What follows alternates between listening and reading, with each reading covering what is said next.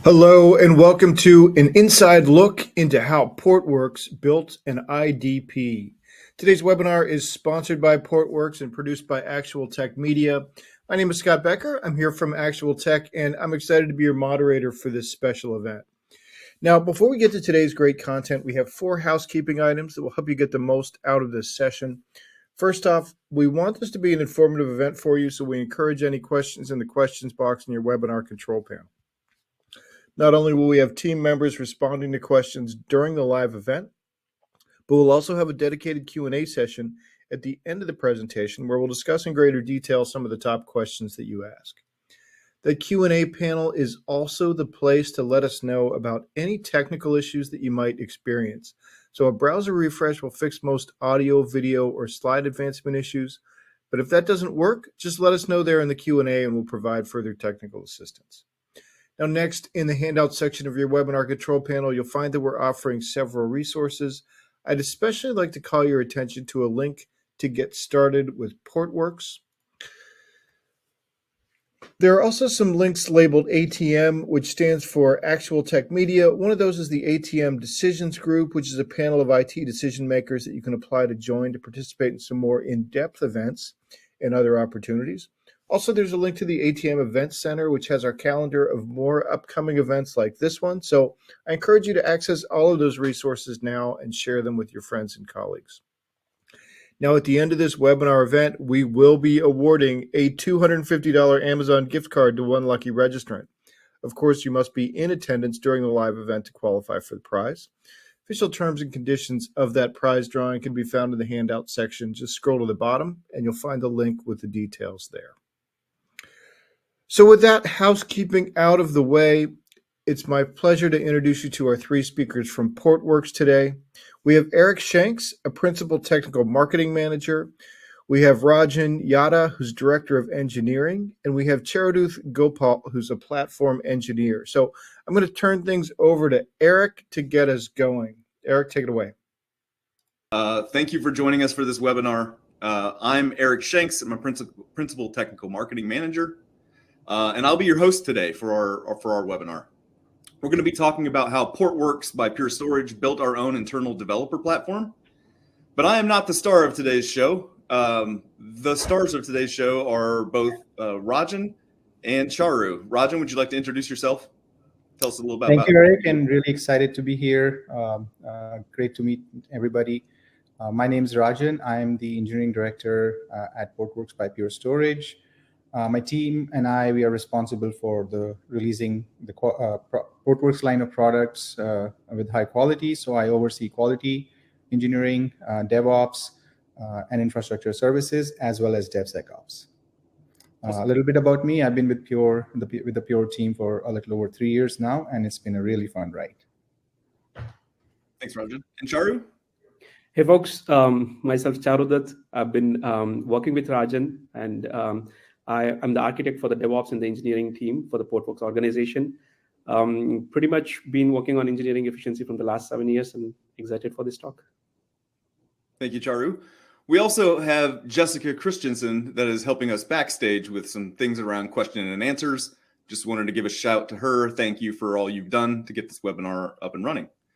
Speaking of questions and answers, we expect to have time at the end of this session for you to present your own questions to the team. And if you want to do that, make sure that you post those in the Q&A section of the webinar. Without further ado, let's go ahead and get started. It might make sense for us to give you a little bit of background about what Portworx does so you can understand why we needed an IDP in the first place, right? So Portworx is a software company that focuses on providing container data management for Kubernetes. So we've got 3 main product lines. The first one being Portworx Enterprise, our flagship product. And what it is software-defined storage that lives in your Kubernetes cluster so that it gives you enterprise capabilities that you would typically get from like a hardware storage array. We give that to you in software, and it's baked directly into Kubernetes and is meant directly for containers in Kubernetes. Since we're all about putting stateful data in Kubernetes, that's what our company does. We also need to have a way to back up and restore that data now that we're storing it in Kubernetes. So we need a Kubernetes-aware backup product, as well. And we have one of those as our second product. And then the third product is called Portworx Data Services. And it's a way for you to actually deploy managed databases in a Kubernetes cluster. So as opposed to having different Kubernetes managed services that you might use in like AWS or in Azure or on-prem, as long as you got a Kubernetes cluster, we can deploy managed databases for you from our portal. So that's the pitch for Portworx. That's really all we want to talk about what our product does. We really want to focus on what we did to build an internal developer platform so that we could get these products out to market faster. I thought it might be useful for us to have a little bit of a primer on what platform engineering is, just so we're all speaking kind of the same language here before we get into how we actually built it. So I've got a couple of cartoon character type slides here to give an explanation of the way things used to be and the way they are now. So before DevOps, a long time ago when I was a young system administrator and didn't have quite as many gray hairs in my beard, this is the way we deployed software. A developer was saying, you know, hey, I've written some code. I'm ready to get this code pushed to production or maybe a development environment, something like that. They couldn't do this themselves. They needed help. And the help came from a set of system administrators. So they'd have to reach out to a system administrator who was normally used to deploying, you know, storage arrays and setting up firewalls and servers and all the infrastructure type things. They would be the ones that actually deployed this software on those servers. And of course, the system administrator would say, you know, sure, put in a ticket and we'll get to it, you know. And there was a tacit eventually listed there at the end of that sentence, right? Eventually that software was going to get deployed, but you never really knew when. It just kind of depended on how busy the system administrator was.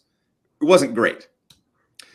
We switched to DevOps. So DevOps model gave us the ability to have the developers deploy their own code, because at the same time DevOps was becoming more and more prevalent, we also had this other thing in the industry that was happening, which was public clouds started getting built, and they were used a lot. And that gave us an API to access our infrastructure. So that changed the way developers thought about code. Now they can say, look, I've got code ready to deploy. I'm just going to use the API and provision it on my own servers. I don't need to talk to that system administrator anymore. And this kind of came to a head when Werner Vogels famously said, you build it, you run it, right? So now the developers are able to build the code and run the code because they've got access to this API.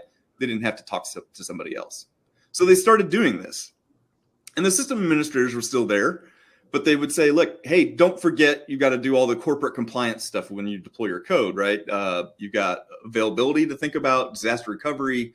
How are you managing costs? How are you monitoring your application? Did you have encryption for it? All of these things that the system administrators typically did to make sure that that code was secure and available. But now that responsibility had moved on to the developers because they were deploying and managing their own code. This got a little bit more tricky when, you know, they had to do all of those things, but then they also had to learn the APIs and like how to provision these things in different environments. So Cloud 1, Cloud 2, Cloud 3. Now all of those things I had to learn before are just amplified because now I've got multiple environments to deploy things to. And the developers were basically like, this is a lot of stuff to remember on top of my main job, which is writing code. Now I have to also learn all these other things that typically the infrastructure teams did for you. It gets even worse when we've got lots of development teams. So imagine this scenario where we've got, you know, 3 developers, you know, in this case, we've got 3 different products that they're all deploying code for. Each one of those teams now has to learn all of this information, right? So we're pushing a lot of work up to the developers that they have to know and manage. And that's kind of where we got to platform engineering. So we still have our SMEs that are responsible for the infrastructure, things like the storage arrays and firewalls and servers. We still have our application developers who still want to be able to deploy their own code and manage that code. But we're giving them some help. So now we've got this layer in between them, and that's the platform engineering layer where our internal developer platform lives. And what we've done here is we basically bake in a lot of these capabilities into the IDP. So now the developers have a lower cognitive load, things they have to learn, things they have to keep up with. They just know that when they're ready to deploy code, they're going to use the IDP, and the IDP will deploy their infrastructure in the way that is best for the company around compliance standards and availability restrictions and disaster recovery, things that they need to take care of. That's kind of done for them. And we give them an easy way that they can deploy and manage their own code. right? So now the developer says, I've got code ready. I'm just going to use the IDP, provision my infrastructure according to our corporate standards, and you're kind of done. So that's the basic primer on platform engineering, how we got here. And now let's talk to the experts and just ask them some questions about how we built our own IDP. And I think to start this off, I want to ask the question to Rajan. What problems was Portworx trying to solve when we built our own IDP internally? Can you tell us what problems we were encountering and like what made us go down this path in the first place? Great. First of all, great introduction to platform engineering, Eric. As you highlighted in your first slide, that Portworx is a line of products, right? And me being responsible and my team being responsible for delivering these products with high quality to our customers is of utmost importance to us, right? So let me kind of tell you the story. When I joined the team, we were having these 2-a-day calls. Sometimes they would run for an hour. One was really around understanding what difficulties our different engineering teams are having in terms of deploying and testing their code, whether it is the development team or whether it is the quality team. And the other one was really about getting an understanding of how ready are we to ship our products to production, either on our SaaS platform or building and shipping these container images that customers can deploy on-prem to configure and set up Portworx Enterprise. And not only that, the biggest pain point was discovered through a lot of interviews when I talked to these multiple development teams, and we're talking a team of more than 150 plus engineers. We had the tools, we had the mechanisms to get the job done, but as you showed in the DevOps model, these engineers had to know everything on what to do, where to go deploy things. And Portworx is any kind of an offering, which means Portworx can be deployed on any cloud, on any Kubernetes distribution, and on top of that, almost any Linux distribution. So you can imagine the plethora of combinations now one has to go through and understand how to configure these environments, how to set these things up, right? And that was a huge complexity for somebody who has just joined the team, for example. The other challenge was, before we released, right, our code to production, we always had this criteria, all of our pipeline jobs should be passing. And again, we are talking 100 plus jobs just to make one release happen, which was, again, a challenging thing for folks to manage and triage and understand where the failures are happening. Imagine scrolling through thousands of lines of Jenkins log files or other log files to figure out one thing that goes wrong, whether it could be in a deployment or whatnot. And last but not the least, we always want to ship very highly secure products, so our customers don't have to worry about security at all. And you touched upon that as well. We wanted to make sure we are always compliant, not only when we deliver the products, but when we are testing them in-house, whether in the public cloud or on-prem. And we had these tools and automation to do all this thing. But when I spoke to the engineers, their pain point was really around, hey, I really don't want to worry about this, right? I want the ability to be able to just write code, push it, and this platform or this, I want feedback on my code ASAP. I shouldn't have to worry about figuring out how many platforms or distributions I should go test my code on. How can you help me with that? When I spoke to the managers of the team or the leaders in the team, their main concern or the problem that they wanted to solve was, how do we get visibility on a day-to-day basis on what's happening with the products that we are trying to ship to our customers, the new features we are building, how are they going? How are they doing? How do we build predictability into our release model?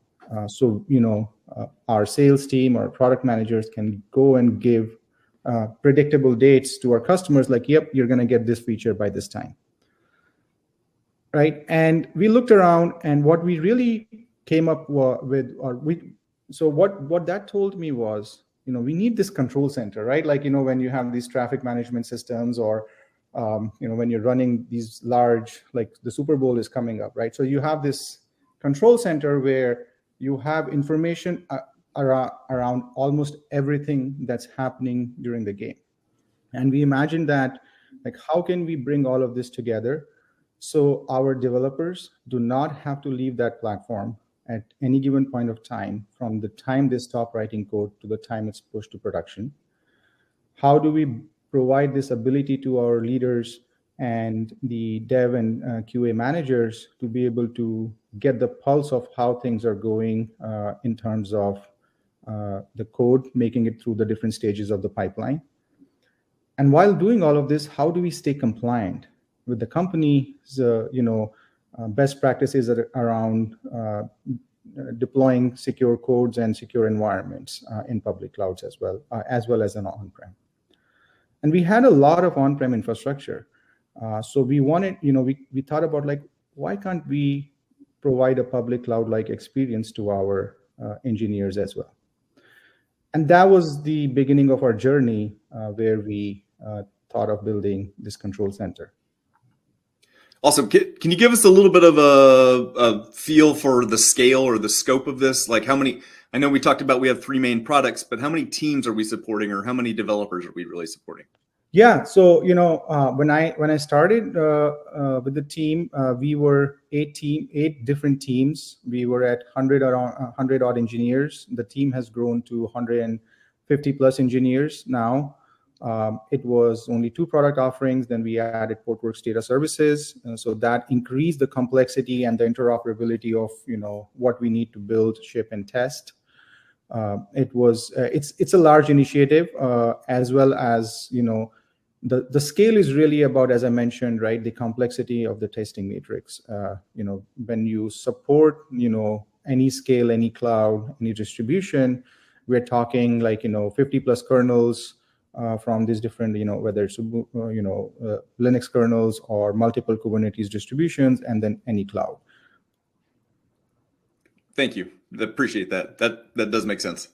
Okay, so Charu, over to you. So we've got these problems internally with the way we develop software. What did we do to solve that? Can you walk us through this? Cool. Thanks, Eric. Thanks, Rajan. So what prompted us to build this IDP?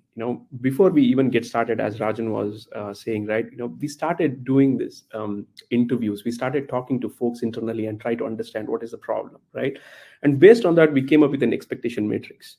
And the last thing we wanted to do was reinventing the wheel, right? So the challenges which were in front of us were like, make the on-prem infrastructure reliable, which is literally the foundation of everything we wanted to do, and reduce the burden of our engineering teams of prolonged testbed deployment time, like which involves 100 plus combinations of Linux distributions, on-prem, Kubernetes, other cloud platforms, and there comes different Portworx product as well, right? So there were too many combinations to support. And the next one was CI/CD, where engineers were spending a lot of time in triaging and debugging. And the last one, not the least, is we wanted to help our team ship the product in the most secured way. That's where security scanning comes into picture, right? So based on these requirements, we started looking at some tools or solution out in the market. None of them were like tailored for our needs. There were solutions where which you gave high-level orchestrations and such, but we had to build that backend, or we had to build that intelligence and logic to make all these things, get all these things working. That is when we built an IDP for Portworx, a Portworx platform engineering innovation called Atos Studio. So going forward, wherever we say Atos, that means our, that's our IDP. Atos has multiple feathers in its hat. What you're seeing here in this slide, which talks about infrastructure, EAS, Atos stream pipelines, and security image scanning. These are some of the major ones which made like huge impact. Here is the first one, Atos Private Cloud. What was the problem here? Imagine this: you have 200 plus physical servers and more than 50 clusters with whatever virtualization technology you want to use, and all these things are being used by engineers in silo. And irrespective of their role, every engineer needed to understand the hardware and virtualization layer to get better output from them. And the worst, everyone needed to be aware of servers, clusters, networks, etc. they need to use, and they were literally using this information in their test to deploy, run the show. And not to forget the issue with overall underutilized hardware resources, because everything was in silo. We did not have a very good observability and monitoring in place. Everything looks chaotic, isn't it? So this prompted us to develop one of our foundational feature, Atos Private Cloud, and everything, we go with an API first mindset. So everything is API based, and we have a UI layer sitting on top of it. So what these APIs provides, so right from the cluster, from the place where we start the deployment, we help find the right cluster or the right hardware, depending upon whether you are a QA, dev, or marketing, which team you come from. We give you the right hardware to go ahead and do the deployment. And these APIs even provide rebalancing capabilities where, depending upon the hardware usages, it actually goes and picks up the right cluster where which has enough resources to go ahead and do the deployment. And the other thing, with these deployments are you need to know when to stop doing the deployments on these hardware resources or on these clusters, because what happens is if you cross a certain CPU memory or storage threshold, then you're not only jeopardizing the new deployments you're trying to do, you're actually hampering the one which are already running. Existing tests may also fail, right? So we have a mechanism, we have guardrails built where the Atos Private Cloud APIs stop users from deploying on some of these clusters when they reach a certain threshold. And the last one is like lease and quota management. So this is really important. I'm going to talk about it more when I get into the demo slides. And today, we are reaping the benefits of Atos Private Cloud. We are doing efficient cluster rebalancing, enhanced pipeline stability. We have a very nice quota and release management. What is the impact which this has created, right? So we have drastically reduced cloud cost by left shifting some of the deployments to on-prem. So our on-prem is capable of running high performance test beds today. Because of that, we were able to run a lot of testing. We are able to do a lot of testing on-prem. And in FY24, we saved more than $1 million because of the benefits of private cloud. And our team today, a group of 150 engineers, as Rajan mentioned, and we run 9,000 high-performance virtual machines at any given point of time. That's where we are. Yeah, just a quick question for you, Charu.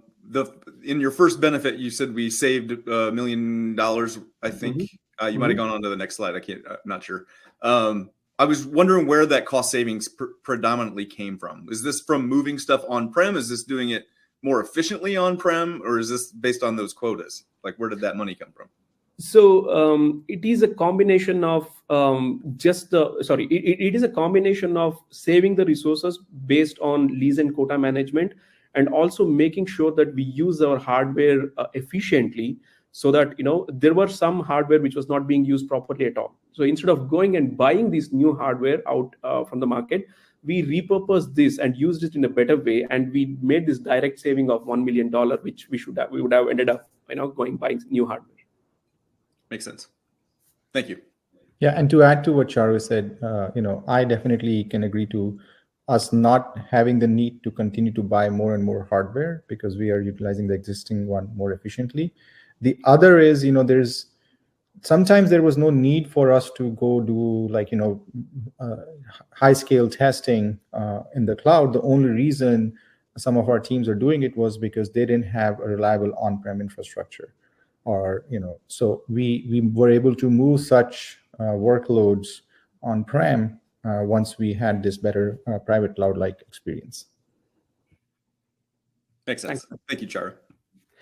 So the next one is Atos Environment as a Service. The need of ADP was much more evident in this area. The whole engineering team, DevOps, QA, we were all literally spending a lot of time either in preparing the test beds or waiting for the test beds to be prepared. So we were dealing with a lot of complexity here, as I told earlier, right? Like 100 plus Linux OS kernels, combinations, multiple cloud platforms, and DevOps team were getting back-to-back requests, and a lot of them were getting queued as well. And we had another issue in our hands too, multiple infrastructure and automation frameworks, a lot of tribal knowledge, which no one wanted to remember and operate.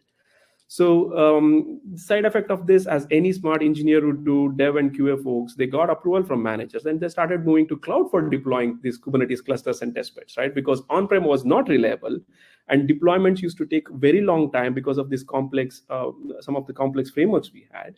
And they thought, okay, it's okay to go ahead and deploy this in cloud. And the worst, using cloud resources for testing is not a bad idea, but keeping them over weekends, given the complexity of creating all these things, increased our cloud cost drastically.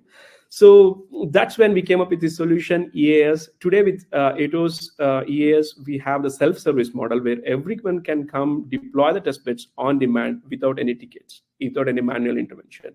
And of course, not to forget the different tribal knowledge of, CLI options I spoke about. So we have the benefits of rapid testbed deployment today. We give a hybrid cloud experience. You can go ahead and use the portal to deploy these testbeds on-prem, cloud. We support multiple clouds here.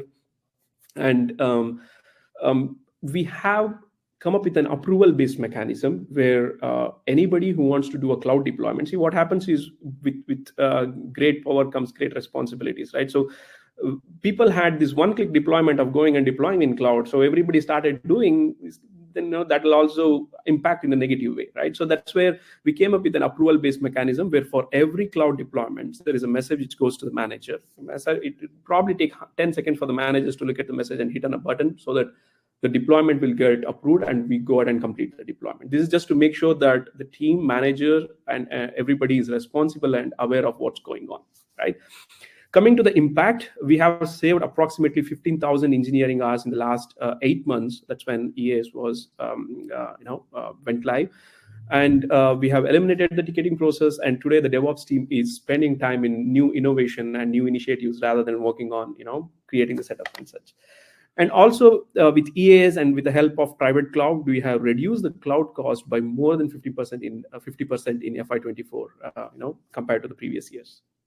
So it sounds like this is super useful for the application developers and things, but I have a question here, and maybe this is directed at Rajan. You've got all these developers that have already been using their own tools like Terraform or CI/CD pipelines or scripts or something to deploy their infrastructure. Did you have to do anything to force those developers to start using the IDP? Did they want to come to the IDP just because it was easier to use?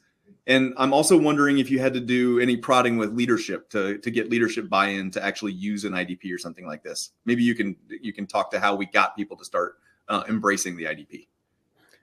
That's a great question, Eric. So, the answer is we had to do a little bit of all. First of all, we once we did the interviews, we understood the user's journey, our developer's journey, and we used a very design thinking approach to build an empathy map. What are the pain points they have? So the first goal was to always build a better experience than what currently existed, right? And be able to showcase the value add of why then they don't have to use do the way they were doing earlier. We did a lot of road shows once we built the MVP, once we started, launching it, like went to our alpha beta stages and collected a lot of feedback. So a lot of folks started adopting it. It started with some of the junior engineers because the senior engineers had their, as you mentioned, right? They have their way of doing things. They had their Terraform scripts. Everybody is always going to automate to reduce the manual overload. So we built a better experience, right? And then once we did the road shows, we showed it to the managers, and then we started pooling all these resources under this private cloud. So we shared with them the pain point of having these disaggregated resources, some underutilized, some overutilized, and they really understood, and they gave us a chance to allow to collate all the hardware that we had under this one umbrella. We provided them guaranteed resources. We also, had dedicated resource for certain teams as well, where their entire team could go and use things. So the journey was really about building a better product at the end of the day for internal consumption. And we were tracking the metrics on who's using what, where folks are falling off. Like, we have a nice UI for our IDP. If folks are not using it enough, what are the pain points? And we opened up multiple forums for them to give feedback. And within the IDP itself, we have a 24/7 Slack support channel. Then we would of course, they could always file tickets on us to ask for more features over there. Thank you. Appreciate that. Charu, I'll let you get back to your presentation before I interrupted. No problem. Thank you. So the next one is ATOS stream pipelines. So one may think that we don't need an IDP for running pipelines, right? We already have a lot of solution in market, and yes, we also use some of the solutions which is available in the market, right? But ATOS Orchestrator here is a game changer. So I'll give two examples here. One is the CI/CD pipeline orchestration. So we follow a step-by-step approach, which is designed to fail fast by left shifting the core functional or core test cases and running them as soon as a change gets into our repository, right? And this is to reduce the surface impact. So we don't want like 150 engineers running like 1,000 pipeline and they all failing for the same reason, right? That's the last thing we wanted. And ATOS Orchestrator helps build this recommendation logic where we have multiple stages, unit testing, and then the core functional and the functional test cases and the system test cases. So all these different stages, they flow from one stage to another only when there is a recommendation from the previous stage. So if you have a bug, if you have something in the previous stage, that change will not even be picked up for the next stage, right? And with the help of this model, our SaaS product, we do a release within like 4 to 5 hours at max. So once the change gets into our repository, within 5 hours of SaaS product, we are ready to ship it to our customers. So that's how efficient it is. And the mode of ATOS is like to make engineering teams' life easier, right? We wanted them to start debugging right from the browser. We don't wanted them to go ahead and log into the machine to see what's happening. And given that Portworx is a storage solution, we collect stats like network, storage, VM, CPU, memory, etc. Right? So this is very important for them to understand where the bottleneck is, why a test is failing, right? And all this information is available from the browser. They can take a look at it. They can correlate the error messages in the logs, and they can understand what's going on. So that's what we bring into the table. And the next one is unattended distro pipelines. This is something we are very excited about. Very recently we even finished this project. So think of this one, right? You have a lot of kernel versions, distro versions coming in which you need to support. And for every distro, we have a kernel pipeline, which is out in the market, which is coming in. There are new kernels which is coming in on a daily basis. So the requirement was, we had a team. The team's responsibility was to take a look at all the new distros coming in, take a look at all the new kernels which is coming in for every distros, and run pipelines on them and make sure that everything works, right? Today, with unattended distro pipeline, we have built an engine which will keep track of all these new kernels, all the new distributions, and it will publish to a dashboard on a daily basis. I'll show the dashboard in the next couple of minutes. And the next step was to build an orchestrator. For every kernel coming in, we have a pipeline which kicks in and runs the bare minimum test, which is required from the product side to make sure that this kernel, to validate Portworx on these kernels. So, and today we don't have the dedicated team doing that. They're doing better things today, right? Rather than babysitting the kernel versions and distro versions and running the pipelines, they just look at these failures only when they get their notification. If not, everything is unattended. Everything happens underneath. So you're basically saying then that anytime a new Linux distribution comes out, our software is tested on it, and we know whether or not it works, probably before we knew that there was a new distribution that came out. Is that right? Exactly. Yes. Very cool. Yeah. So that's one of the impact. As I told, we don't have that dedicated team, and it has enhanced the engineering productivity. And because of the CI/CD pipeline orchestrations we are doing, we have consolidated the pipelines, because one of the important thing is we need visibility on what's going on, right? So that's what these pipelines provide. We provide the capability of viewing all these things from one dashboard, from one place. I'll show that in the demo. So next one, security, right? This was our next challenge. As every product, we had this responsibility of scanning, remediating, and shipping security image to our customers, right? And our customer, they own different registries, and they had different scanning tools.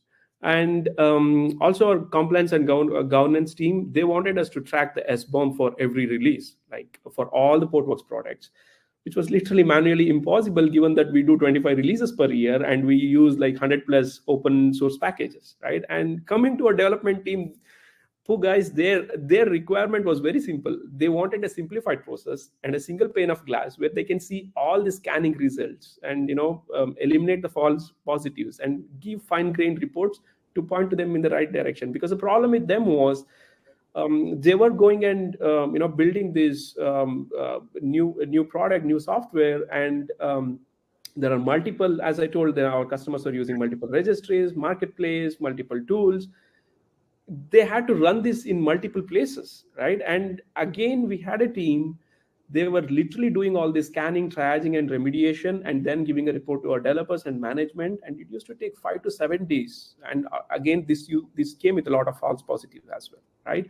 So that's where we ended up working on this solution. We embarked on this journey of automating this whole process and providing DevSecOps as a service.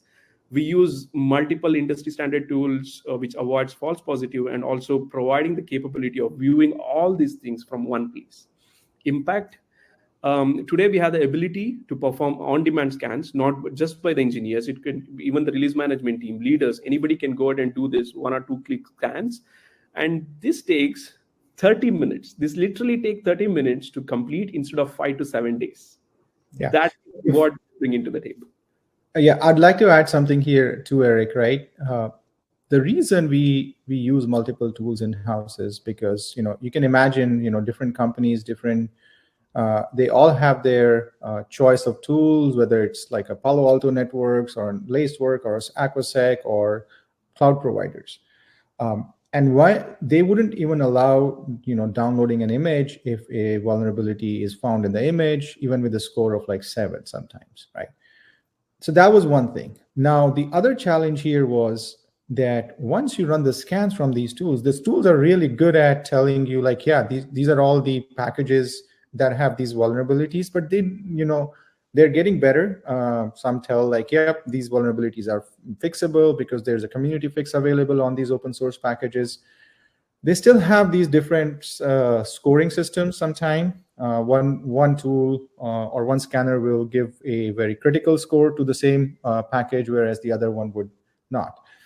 On top of that, the other challenge is how do you, merge all of this information together and present it to the developer in a format where they can only work on what is critical to fix, right? That is, at the end of the day, that's one of the problems we were trying to solve. Like, we do not want the developers to spend time parsing these results and figuring out what is fixable, what's not fixable. And so I just wanted to share that, that's why it used to take such a long time, because it would go through multiple teams, first with a very small DevSecOps team who would be doing this job, then opening tickets, then going back and forth with the developers on, oh, well, yes, we can fix it, or no, why should we fix it? So we wanted to make that job easy and then let the developers, again, not burn their brain cells, but just focus on what is critical to ship our products with high quality and security. Makes sense. Thanks. So let's get into the high-level design. So, Atos is not built for one team or product, right? So the philosophy here is we wanted to give a smartphone kind of experience to anybody who wants to use Atos, right? Like, you install app on top of your mobile and use it however you need. So we have built this platform where anyone can come and plug in their solution and then, get that uniform experience. If you see the first one, we are talking about the REST APIs here. So we have like 5 core microservices, which is running this beast of an application. We have the notification, observability, and scheduler layer as well integrated within. And irrespective of who you are, for example, you're from the security ops or DevOps, test automation, you are a team running some Jenkins pipelines, CD pipelines, whatever it is, right? We give that uniform experience here. And frameworks, you can bring or come and plug in your framework. So we have our own frameworks, which is written. We use some third-party frameworks as well. Everything is integrated, and we give that uniform experience for the engineers. So we have this beast of an application, right? And we need an equally majestic infrastructure to deploy and run these applications. So here in Portworx, we practice what we preach. And the whole Atos Studio, what you're seeing and what we just spoke about, everything runs on Portworx product. 100% of our DevOps internally used applications, whatever we have today, everything is deployed on top of our Portworx products. We have a DR dogfooding environment, which is built with Kubernetes, Red Hat, OpenShift, and Portworx storage solution. It's been a tremendous journey so far. I'll talk about the design. So if you see this design, you don't so there is I have heard a lot of people talking about this one, right? They say like, okay, if you want reliability, you need to go out and deploy things in cloud. If not, things will fail. You will not get consistent results. I disagree with that point. You need to know how to design the infrastructure and how to design your deployment architecture in the right way. So when you do that, you can get the similar kind of results in on-prem. So the stack, what I'm talking about, it is actually deployed on-prem. We have a source and a destination. We have a DR setup. We have a site A, site B. Both sites has Kubernetes clusters, and on top of it, we have Portworx Stretch cluster, because we have both, stateful and stateless applications of Atos running on top of it. And let me tell you this one. Atos is a single point of failure for all the Portworx day-to-day operations. All our CI/CD, pipelines, EAS, private cloud, everything, if they want to operate, Atos is required. And we are running all these things and on top of it. And more than that, we do failover every month. We do, if not because of hardware, one of the server having issues, switch issues, failover, something like that, or if not, we induce failover and failover from site A to site B or site B to site A every month. And it's been more than 1.5 years, easily 1.5 years, we are running this, and we never had a downtime.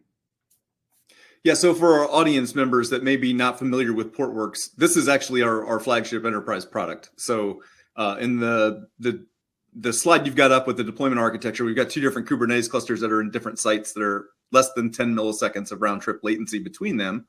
And we're using a feature of our storage cluster that lives in the Kubernetes cluster called Portworx DR, or synchronous DR, where any writes written to your persistent volumes on one cluster are also written to another cluster, so that if you lose a node or you lose your entire cluster or your site, for example, you can just fail that over to another site. This is one of the things that we do with our software that we sell. Cool. Thanks, Eric. Let me move on to the next slide. Stats and scale of operation. So, there were a couple of questions which Eric asked and Rajan was answering, right? Like, how is the adoption going? How is your team really using it, and all those things, right? What we believe is you can go out and build a world-class product. And if you don't have the right users, if you don't have people using it, it's meaningless. What is the use of such product which nobody uses, right? So if you take a look at this slide, we are a team of 150 engineers, and we deploy easily 6,000 virtual machines on a daily basis. At any given point of time, we have 9,000 virtual machines running, but 6,000 virtual machines, there is a churn rate. They get deployed, deleted on a daily basis. And that is possible because of the solid infrastructure we have and the solid private cloud APIs we have, which actually restricts and manages and deploys in an efficient manner. Per quarter, at any given point of time, we deploy like 50,000 test beds throughout the quarter, and which is equivalent to approximately 250,000 virtual machines. Cloud cost saving, as I told earlier, you can see the graph here. The cloud cost is going down as we started adopting EAS, private cloud, and other features, right? So, and we have typically 300 plus physical servers, which is supporting us at this point of time. Yeah, what's most interesting to me is the two graphs, if you overlay them, right? The number of deployments are going up, but the costs are actually going down. So that seems like a win. Yeah. Yeah, for me, 150 seems like a small team, but you see, we do 1,000 deployments, 1,000 testbed deployment per day. And yeah, indeed, thanks for noticing it. Yeah, the chart goes down and on-prem deployment is going up. That's where the reliability comes into picture. Awesome. And can you show us it? Yep, there's the demo. Awesome. I love it. Yeah. Let me take you to the demo.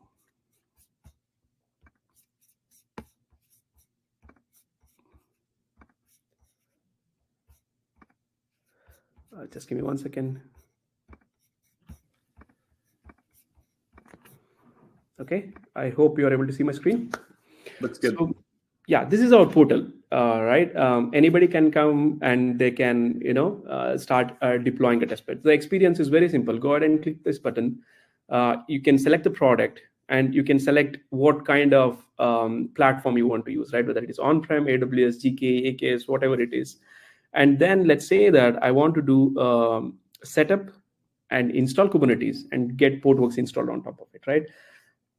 Everything, you don't have to change anything. But in case if you want to change, right, for example, the OS or the Kubernetes version, how many days you want, lease you want to keep, you can feel free to make those changes and just hit the deploy button. Depending upon what kind of deployment type you use, it will take 30 minutes to 1 hour to complete the deployment.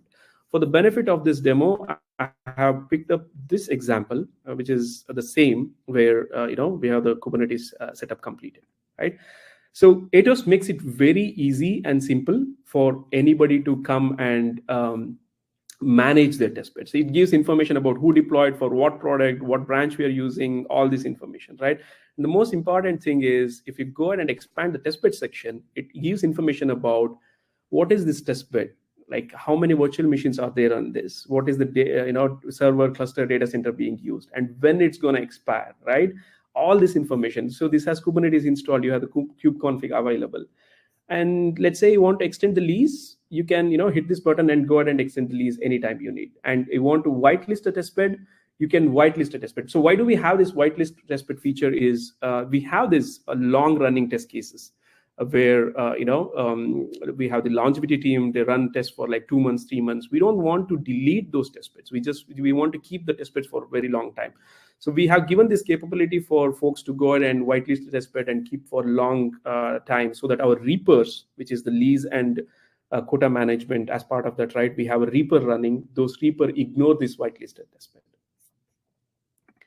So the another part is tags. This is a very powerful feature of Atos. See, another philosophy is like, we don't want Atos to be a burden for anybody. We wanted it to be a boon.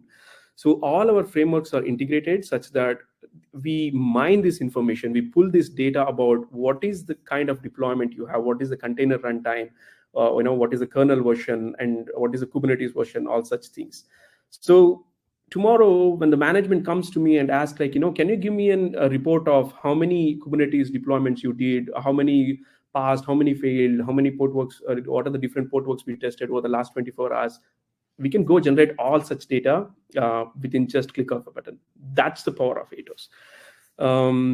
So as I told, this is the stats where you can click on the stats. I'm not going to show it because it has some sensitive information with IP addresses and all. So when you click on it, you can see information about what is the VM, how they are looking, what is the MEM CPU used, and all those things for in-depth debugging. And Atos logs, here we do auto triaging and collect some logs, which will help folks in going and debugging the issues. So let's move on to the next one, which is the pipeline view. See, in this example, I've filtered for an engineer. So I just selected one engineer. They can come and see, and this is for L2 stage. So they have certain pipelines running. So this view makes it easier for the engineer. They can select number of days, 7 days, 30 days.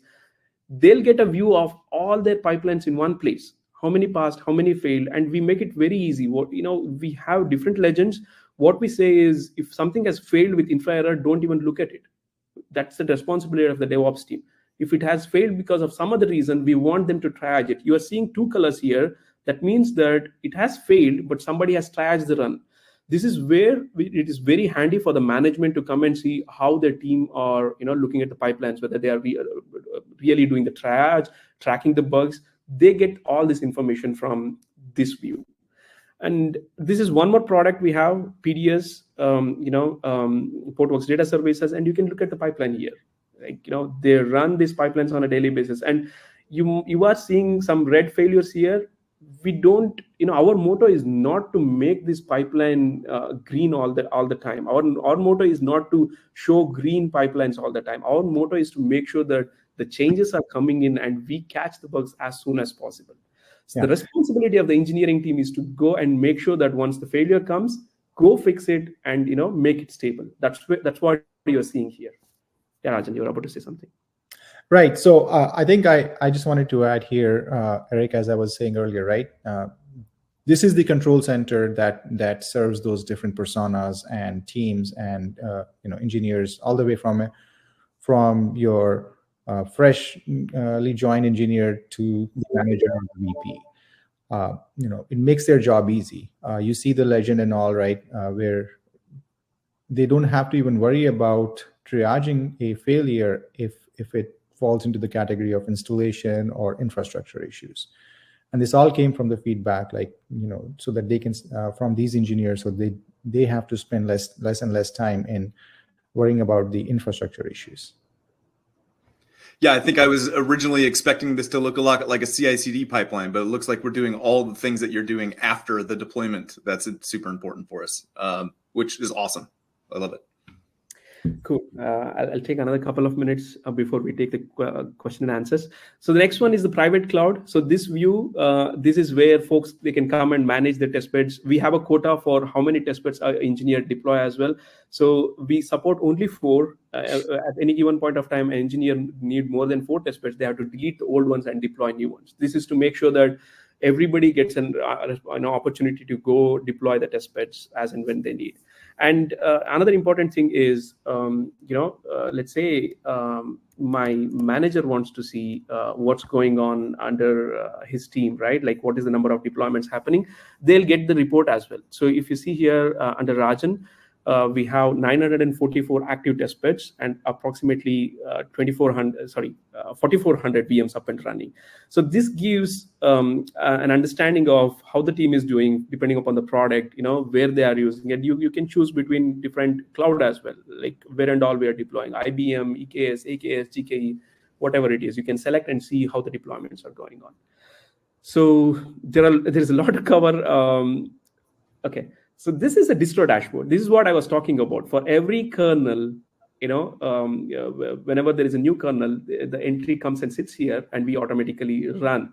And whenever we find an issue, we block it and we say something is failing, and the respective team will go ahead and check. And you click on it, you see information about, this is the data for the last 30 days. For this kernel, we ran this many times. It failed once because of some test error, and other times it has passed. So this is the view which the management uses to generate the reports. Yeah, so the last one is on the security. So this is what I was talking about. I have just opened an existing scan rather than starting a scan. This is the view our development team was asking, right? They were asking, I need a place where I can see all the scans which has happened and I can see where it failed, where it passes. This is that one single pane of glass which we are providing, experience which we are providing for our engineers to go ahead and remediate the issue in an efficient way. Yeah, so let me get into the Q&A section. Yeah. Awesome. Thank you so much for the demo. The product actually looks awesome. Maybe we should be selling it. I don't know. Want to switch over to some questions real quick. We've got a few questions in the queue already, and we got about 7 minutes to do it. So I'm just going to publish these to the screen, and I'm assuming either Charu or Rajan will answer these and not me. Published one to the screen. I don't know if I see it. I'll read it out loud. Is this full-grown platform, or are you using third-party or OSS products like Backstage? Also, observability is a main challenge for microservice-based applications. Do you have any of that in the portfolio? So everything what we are developed here, right? We are not used any third party software or anything. Everything is homegrown. We have used AngularJS for the UI, and we have used Python, and everything is a Python based microservice. What was another question? Sorry. So I think the question is, I can chime in too. Yes, the IDP is homegrown, right? But as we showed you the architecture, this IDP brings all the different components or services that are required to build and ship secure products with high quality together, right? And you need an infrastructure to run it. And because we wanted to adopt a modern platform, we chose Kubernetes, and then Portworx became the de facto choice for us because we have persistent or stateful applications where we need to store data and or logs. So it's a combination of all those things. For observability, we again use standard open source tools, Prometheus, Grafana, right? We use the APIs for these different services to pass the metrics to that as well. Yeah.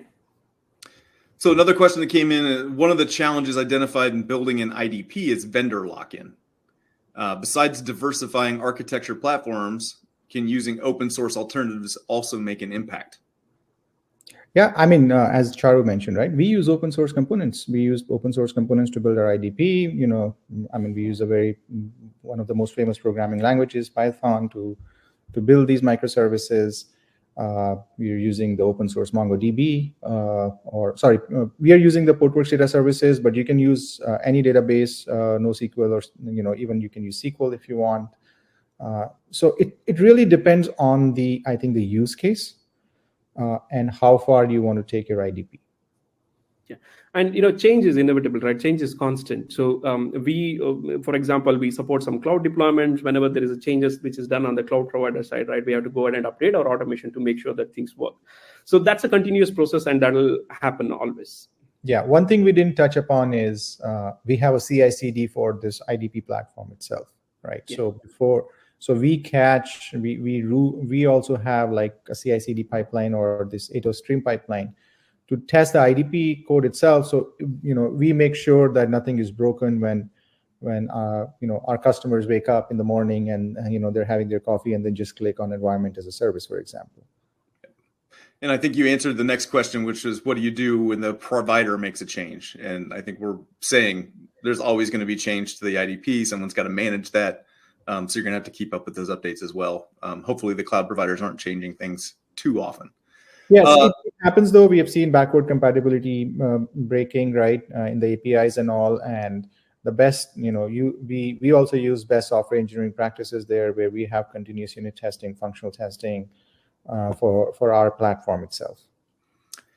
And the last question that came in from the audience was, do you use PVs or persistent volumes? And I'll answer that one. Of course we do. Yes, that's literally what our company was built to do, is help you deploy and manage your persistent volumes and provide those enterprise capabilities like replication, encryption, all of those things on top of that. So absolutely. Yeah, and as Charu mentioned, right, one of the requirements that we came up with was we need to make sure we have zero downtime on this IDP because the impact of this being down is very high. You can imagine, even if we have a 30-minute downtime, we're talking almost 200 hours of lost productivity across the entire team.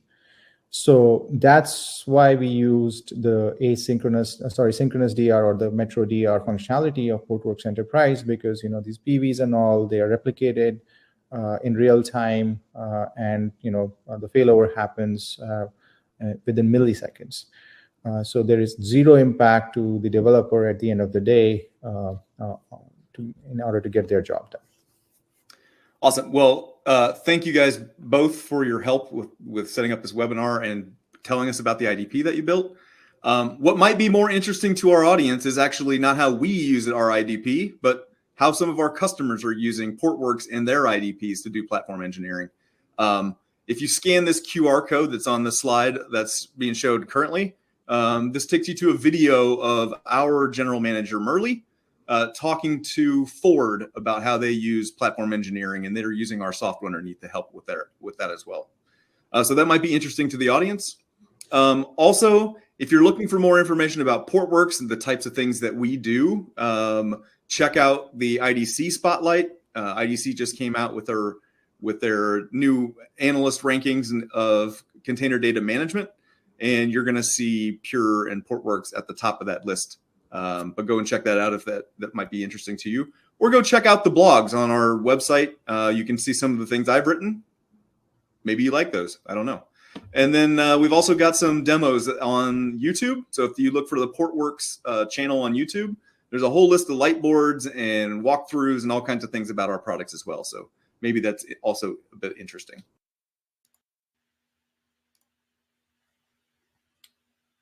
All right, and before we wrap up, we have one more piece of business, and that is the Amazon gift card prize drawing. And the winner of the $250 Amazon gift card today is Shrutika Salian from Massachusetts. So congratulations to Shrutika. We'll be in touch to get you your card. And with that, on behalf of the Actual Tech Media team, I want to thank Portworx for making this event possible. And thanks as always for attending and for your questions. That's going to conclude today's event. Have a fantastic rest of your day.